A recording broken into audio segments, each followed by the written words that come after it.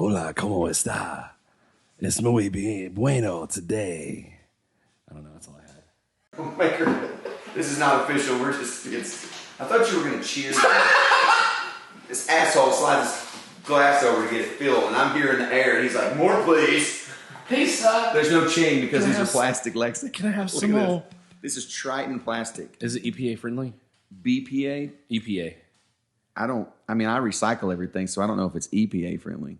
All right, I think it is. It will not kill a turtle because I don't put it in the landfill. And these are like outdoor wear. I think it's Triton, something like that. Triton. But more importantly, it's a troublemaker wine.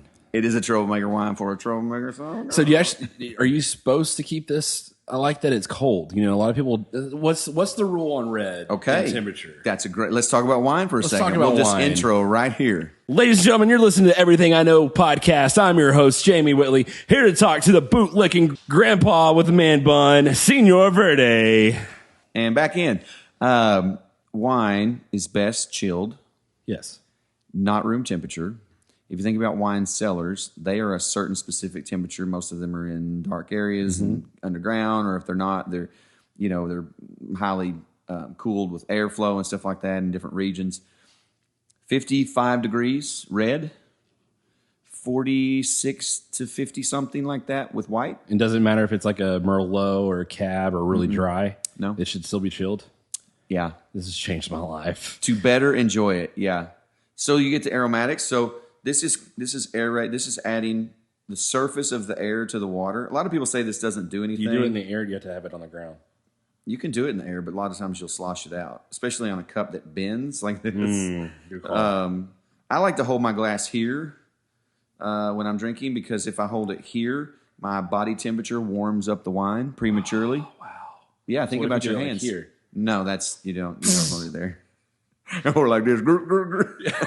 Anyway, I don't know my own strength to be like, yeah, break the glass. So I like to hold the flat of the stem, the base, not the stem itself. Sometimes I hold it like this, but I try to keep my hand out of contact with the actual globe of the. Because I'd also heard a rule that you like red, you gripped like this, and wine, you went with the stem. That's ridiculous. For me, it's all about temperature control. Yeah. So this adds surface. What you're trying to do is get more of the wine to touch the air because the air opens up what's been bottled up. Now, this is a red blend. It's Austin Hope Winery, or Hope Family Vineyards. I think Austin Hope is the winemaker, but I don't have my glasses right there. But I'm pretty sure this is one of my go-to every day, kind of every once a week, kind of good,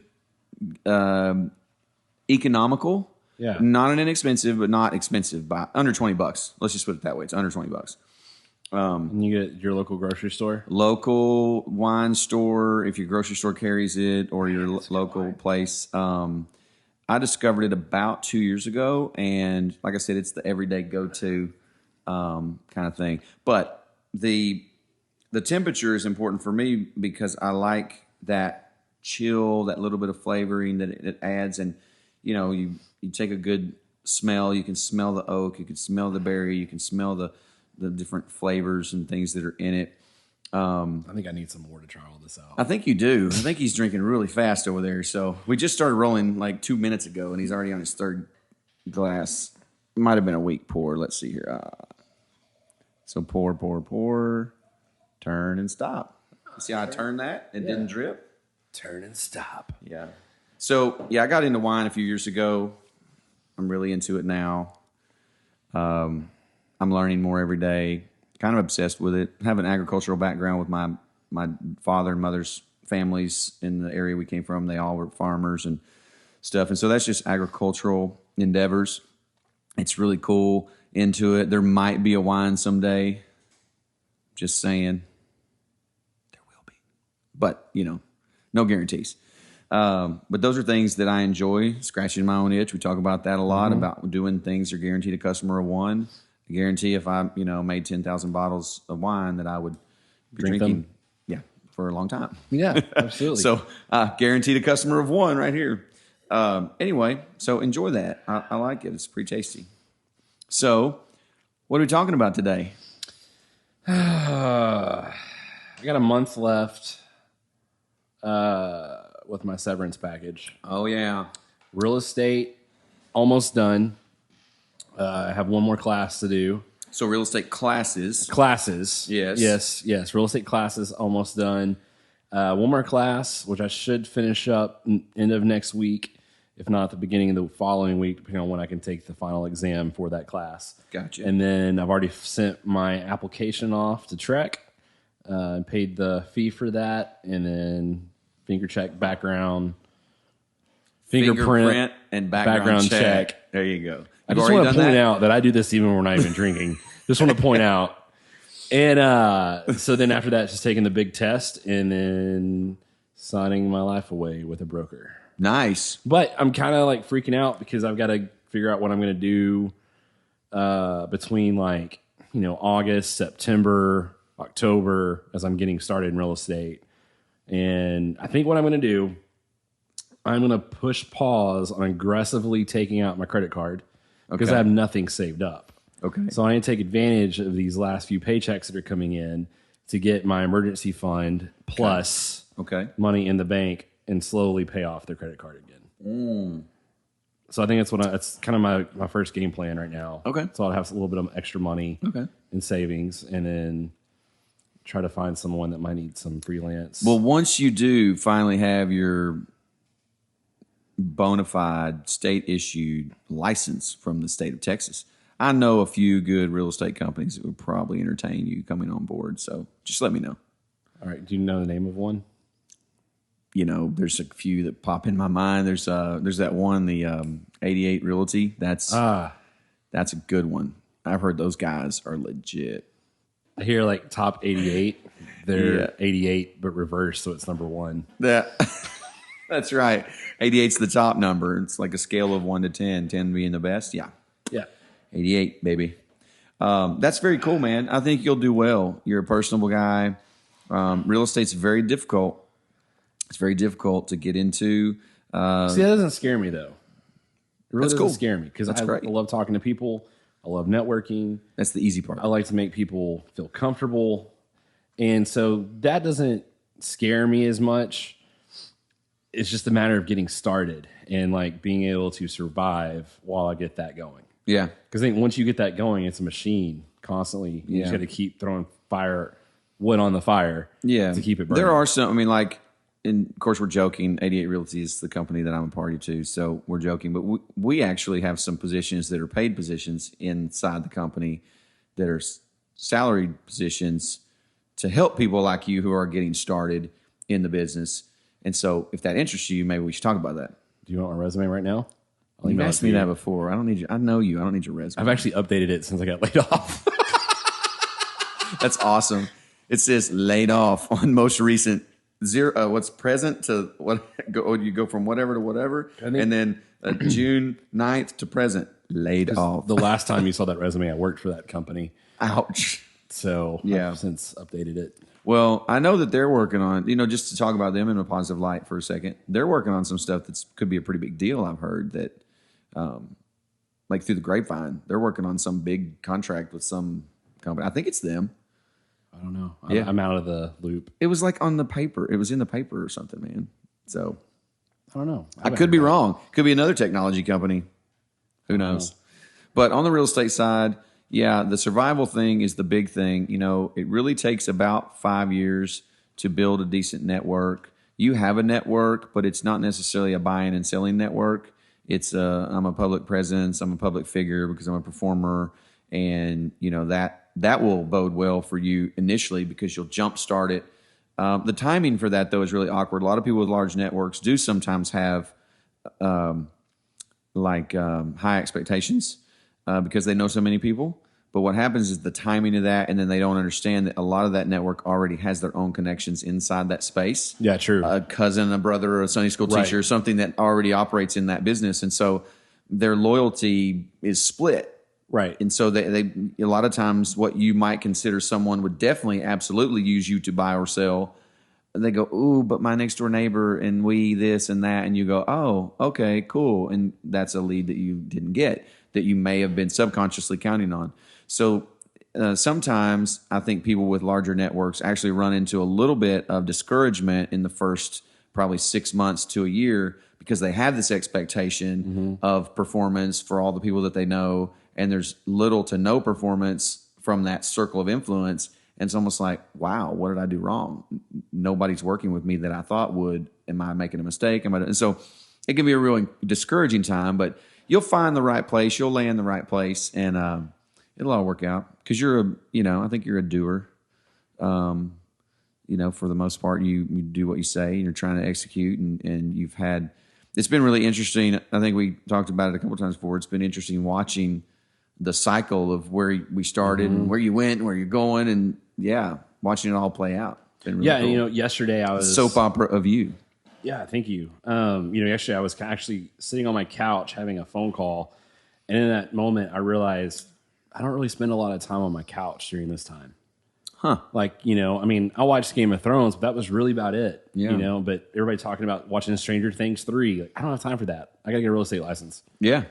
Time is of the essence. You're hustling. Right now. So you're hustling grinding and hustling and working hard at that. Got the side hustle going. And then, side note, I've discovered that I have RBF of the vocal cords. I don't even know what that means. So I feel like if I have to talk direct to someone, I come across like an asshole.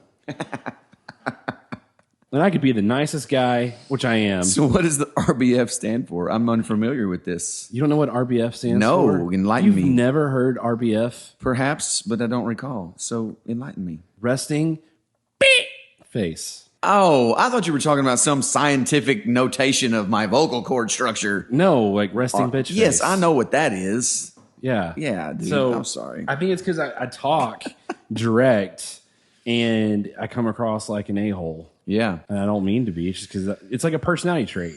Yeah. We talk about the DISC personality profiles. I'm a high I, but I'm also a D. Yeah. Which, whatever you want to call that. But it's kind of your dominant type A personality. Yeah. And when I have to be serious, I branch more into the D personality. Yeah. I'm the same thing. High I, high D, low S, mid C, something like that.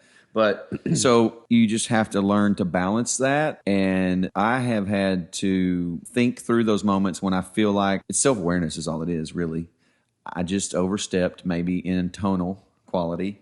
I'm a little too amped up right now about this topic. And so I'm just going to lower my voice and I'm going to tilt my head to the side. And I'm going to be like, hey, it was so great talking to you today.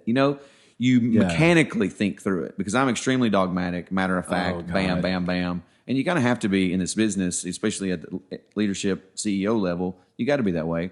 And then in negotiations, you have to be that way sometimes. But it's something that you consciously have to flip the switch. And you say, oh, well, that was great. And you bring it down. And then I personally bump it back up another notch a couple of minutes later if the dialogue continues.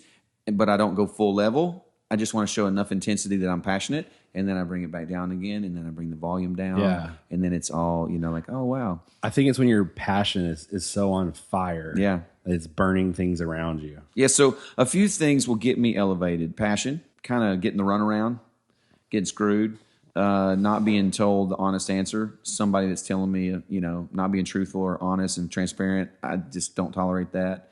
And then...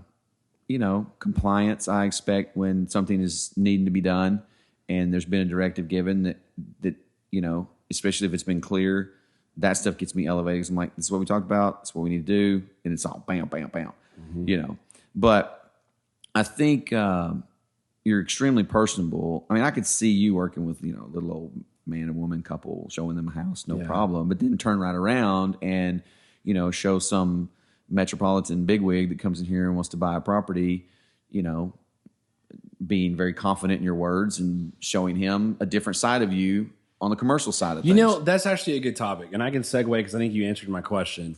And, Derek might be the better person to ask if he just walked through the door. Oh, hey, there he is. Hey. Hey, Derek. Derek. Come listen to this question. Derek, please be my future boss. Can't rep anybody. Hey, so what do I do if I get in a situation where the customer or client thinks they know more than me? They do. They do. You want some wine? We talk about firing clients. Sometimes you just run across somebody that is not compliant with what you want. Well, just not workable. I mean, they just have unreasonable expectations, or they're rude, maybe to You have to be more like know more about like in what area. They know more about the price of the house should be, or they just know more about. It's kind of a very broad question. So they may know more about negotiations. They may know more about how to. Well, for a new agent, if you've never sold a house and the couple you're showing is buying their fifth one, And I rent. they do know more. And so it's almost just like, it's that you go back to the old adage where you say less is more. If you don't speak, you don't look like a fool. And so you just go, sure, wow, that sounds interesting. Or I'm not sure about that. Let me check on that. Because you may run across somebody who does literally know more than you, especially in the commercial game. Oh, yeah, for sure. I mean, I guess where you go with the authority, like we talked about last time, it's, experience over age. Mm-hmm. A lot of times. But talking about so he knows a lot about commercial stuff. Let's just assume he knows more than you, the agent, than commercial stuff. But he doesn't know who you're dealing with, right? He doesn't know the other agent or the client.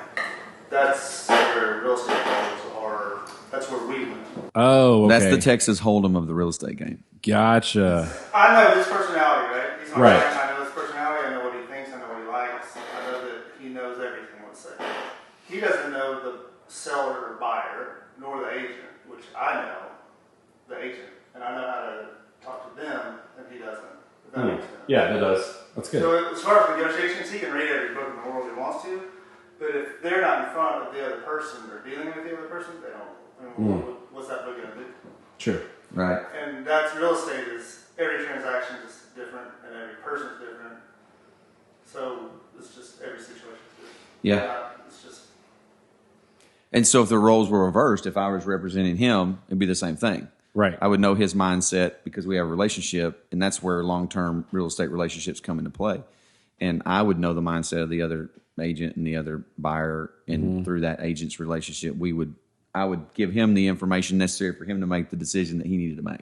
Yeah. And I would present it the way that I need to present it to win, whereas he would present it probably the way he would lose. I don't know if I'm sure if I tracked with that. I didn't follow. But, Well, yeah. he would be like, I want this price. Oh, yeah. Or I want this. And he may come to that person's too strong or too weak because he doesn't know them, but that's just his personality. But I know that person, and I know how to approach them and sell that to them. Because in the back of my mind, I know I need to start this way to get to that way. He doesn't know that because he doesn't do it. That makes sense? Yeah. Yeah, but if we role reversed, it'd be the exact same scenario you just described. I would work with them in your capacity, just like any other agent would. So it's basically what you're saying is the buyer doesn't have or the seller doesn't have the same information, and that's why the agent is so crucial. And this goes also to like for sale by owner stuff. This is why for sale by owner people get hosed all the time, and one off every now and then somebody kills it on a FSBO, and then everybody wants to do it. But the problem is without representation, you lose or win based on the knowledge that you don't have, and the buyer or seller is always emotionally attached. The broker or agent is never emotionally attached.